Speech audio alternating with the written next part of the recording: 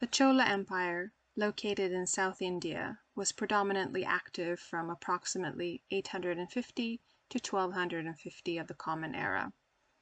Due to changing religious concepts during the period around the 10th century, there was an increase in demand for deities to take part in a variety of public roles, similar to those of a human monarch.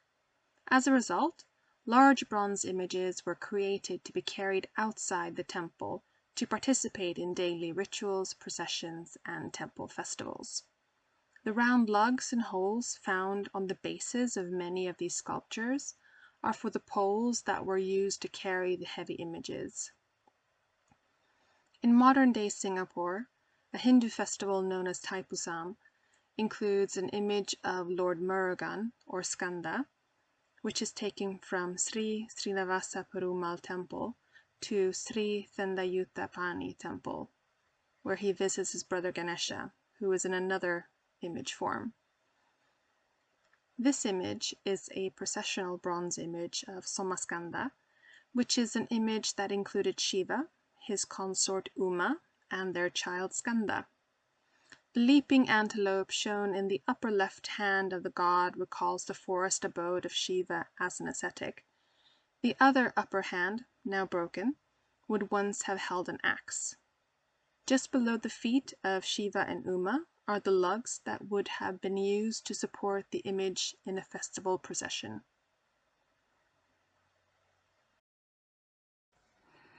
These Chola bronze images were produced through the lost wax technique. Traditionally, the wax used in the region consisted of equal parts of beeswax, powdered damar resin, with a little ground nut oil or gingerly or sesame oil. The craftsmen now use hardier paraffin wax for the main body with finer decorative details made of softer beeswax. The wax model is carved like wood, fashioning all the minute details.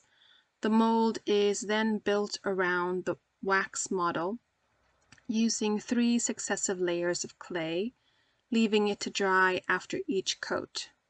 To facilitate the eventual flow of viscous metal in the mold, wax channels or runners are attached to various parts of the body using an iron spatula heated over a brazier. The mold is then de-waxed by heating it in the hearth, covered by fuel of cow dung cakes, which ensured even heating. Then the preheated mold is packed underground to reinforce it, and the molten metal is poured in. A wick made of a cloth, coiled at the end of a stick, dipped in oil, is held at the mouth, which serves the function of preventing oxidization losses. When the metal has filled all crevices and has settled and hardened and cooled, the mold is broken off. The bronze figure thus obtained is then cleaned, and finer details are added, blemishes are removed, smoothened, and polished. Hence, each bronze icon is unique, and the mold cannot be used to create copies. This is a bronze image of one of Vishnu's avatars, Narasimha, or the man-lion. The Hindu god took on this form in order to kill the evil king Hiranyakashipu, who had outlawed the worship of Vishnu after he killed his brother in another avatar form.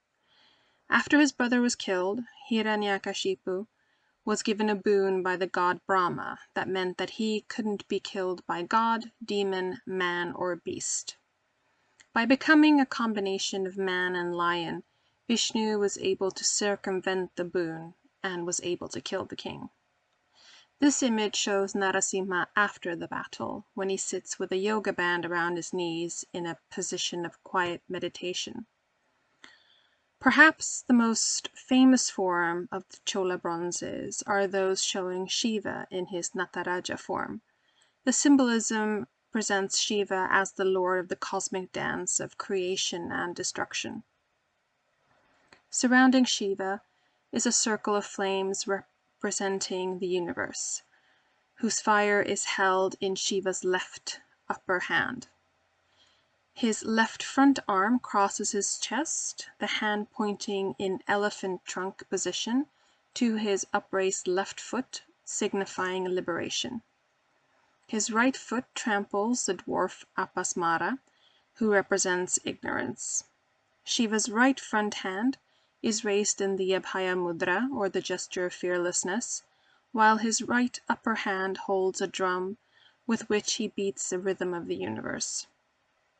The process in which these images were made is still in practice today in the same region, and there are multiple documentary videos available on YouTube showing the lost wax technique.